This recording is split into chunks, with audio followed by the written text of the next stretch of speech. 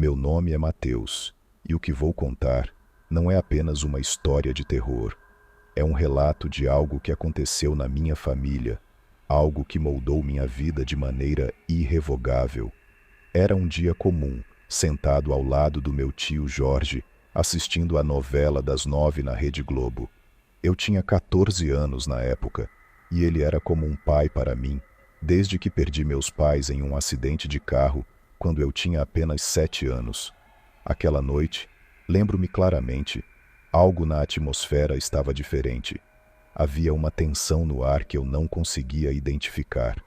As luzes da sala piscavam ocasionalmente, o que eu atribuía a um problema elétrico.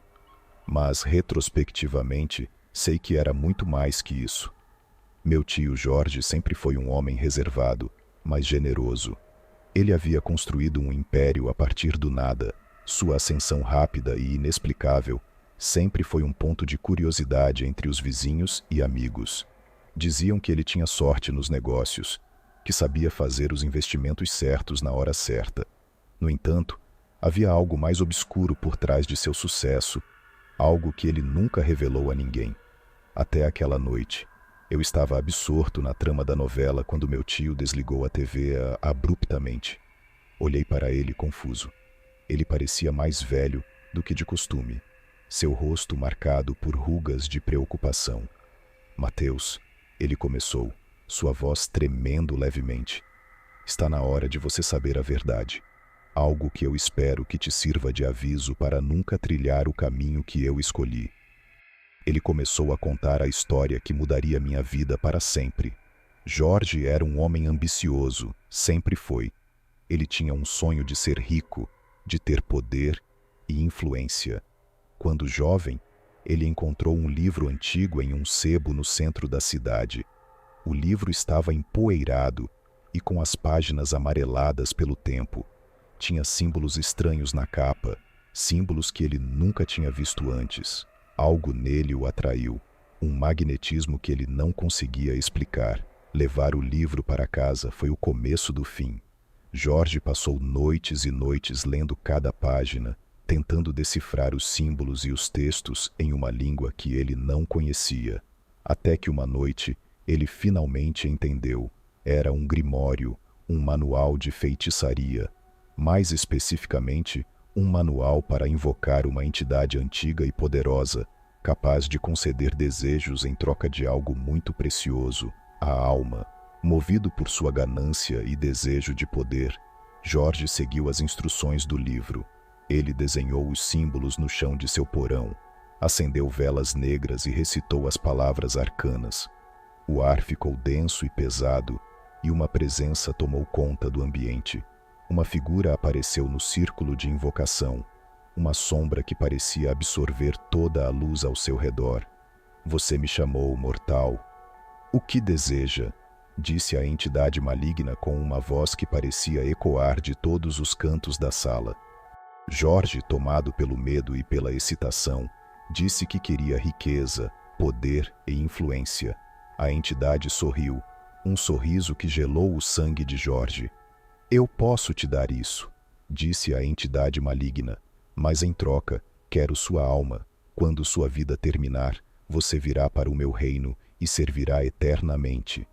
Jorge, sem pensar nas consequências, aceitou o pacto. A partir daquele momento, sua vida mudou. Negócios que antes eram fracassos se tornaram sucessos instantâneos. Ele ganhou dinheiro em uma velocidade vertiginosa, comprou propriedades, fez investimentos certeiros e rapidamente se tornou uma figura poderosa na sociedade. No entanto, com o passar do tempo, ele começou a perceber que não estava sozinho.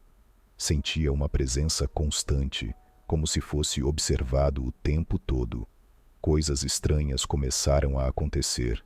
Objetos se moviam sozinhos, sombras dançavam nas paredes, e ele ouvia sussurros à noite. Um dia, enquanto dirigia para uma reunião de negócios, ele viu uma figura familiar no espelho retrovisor. Era a entidade maligna, sorrindo maliciosamente. Jorge perdeu o controle do carro e quase morreu naquele dia. Ele sabia que o tempo estava acabando. que a entidade viria buscar sua alma mais cedo ou mais tarde. Enquanto ouvia meu tio contar sua história, senti um frio na espinha. Nunca imaginei que ele estivesse envolvido com algo tão sombrio. As semanas seguintes foram um verdadeiro inferno para ele. Cada noite era uma luta para dormir, pois a entidade aparecia em seus sonhos, mostrando visões do inferno, torturando sua mente. Jorge tentou de tudo para quebrar o pacto. Visitou padres, médiuns, praticantes de magia branca, mas nada funcionava. A entidade era poderosa demais e ele estava preso ao acordo que fizera.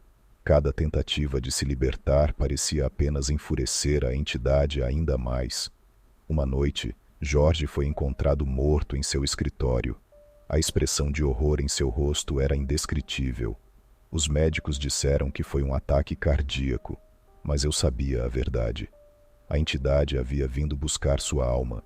Depois da morte do meu tio, eu herdei sua fortuna, mas junto com o dinheiro, herdei também os segredos e os pesadelos. Eu podia sentir a presença da entidade ao meu redor, como se estivesse me observando, esperando o momento certo para se manifestar. Essa experiência me ensinou algo muito importante. Não há atalho para o sucesso que valha a pena. Meu tio Jorge pagou o preço final por sua ganância, e isso me fez perceber que a verdadeira riqueza está na paz de espírito e na fé. Se você está lendo isso, quero que leve meu conselho a sério. Não faça pactos com entidades malignas. O preço é sempre mais alto do que você imagina. Busque a fé. Busque a salvação por meio de Jesus Cristo. Só Ele pode oferecer a verdadeira paz e libertação. Não cometa o mesmo erro que meu tio Jorge cometeu.